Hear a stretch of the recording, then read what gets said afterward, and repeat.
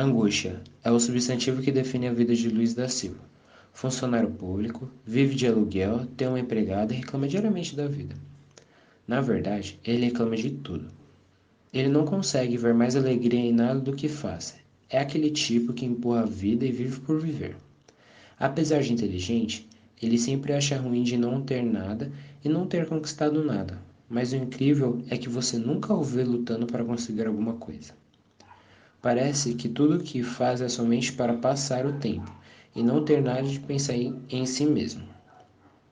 Vive seguindo uma rotina, se culpa muito por isso e acaba sendo um homem angustiado. O conflito da história acontece quando Julião Tavares rouba o amor de Marina de Luiz da Silva, e deste triângulo amoroso partem várias discussões, como, por exemplo, a representação da metamorfose, ou seja, a mudança do sistema que é representada pela alteração de Marina, a opressão realizada por Julião Tavares, que era rico e poderoso e tentava conquistar a moça pobre por conta do seu dinheiro, e dentre outras temáticas típicas da literatura de Graciliano Ramos. Personagens: Luiz da Silva, apesar de oprimido, mostra-se inconformado, de caráter rude, amargo e decepcionado com o meio em que vive.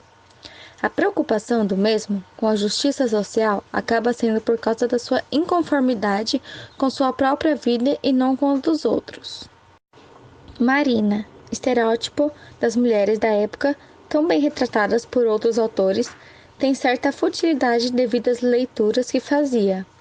Personagem comparada por alguns críticos a Luísa, do romance O Primo Basílio, de Eça de Queiroz, de personalidade fraca, se deixa levar pelas situações, pelos interesses, enfim, é mais tida como alvo, prêmio ou posse de Julião e de Luiz do que como mulher. Júlio Tavares, por sua vez, possui linguajar rebuscado, com certo formalismo exagerado, como para expressar a classe social a qual pertencia.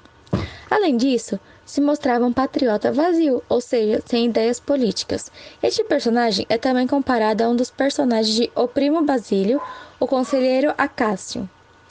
De linguagem econômica e ao mesmo tempo objetiva, utilizando comparações e simbologias, Angústia é um típico exemplo de literatura engajada, recheada de críticas sociais, além de ser um típico romance regionalista.